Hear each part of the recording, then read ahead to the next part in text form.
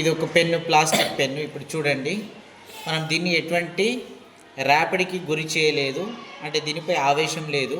ఇది స్వర్ణపత్ర విద్యుత్ దర్శిని. దీని దగ్గర పెట్టగానే మనకు ఎటువంటి అది కదలిక అనేటువంటిది లేదు ఆ స్వర్ణపత్రంలో. ఇప్పుడు దీన్ని రాపిడికి గురి చేద్దాం. చూడండి,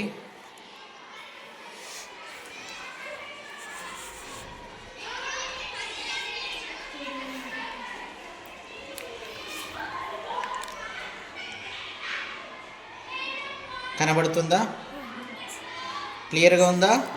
చూడండి, ఎందుకు రెండు కూడా సేమ్ ఒకే ఆవేశాన్ని కలిగి ఉన్నాయి కాబట్టి మనం దీనికి దగ్గరికి తెచ్చినప్పుడు దీనిపై ఉన్నటువంటి ఆవేశం ఆ స్వర్ణపత్రంపై బదిలీ అయి మనకు అవి రెండు కూడా ఒకదాన్ని ఒకటి వికర్షించుకోవడం అనేటువంటిది జరుగుతుంది. అంటే సజాతి ఆవేశాలు వికర్షించుకుంటాయని మనం చెప్పవచ్చు. కనబడుతుందా క్లియర్గా? అవును సార్. రైట్. ఇప్పుడు మనం దీన్ని చేత్తో తాకినట్టయితే, ఒకవేళ దూరంగా ఉన్నా కూడా చేత్తో తాకినట్టయితే మనము అది దానిపై ఉన్న ఆవేశం భూమిలోకి వెళ్ళిపోతుంది. దాన్నే మనం ఉత్సర్గం అని పిలుస్తాం. Okay, right.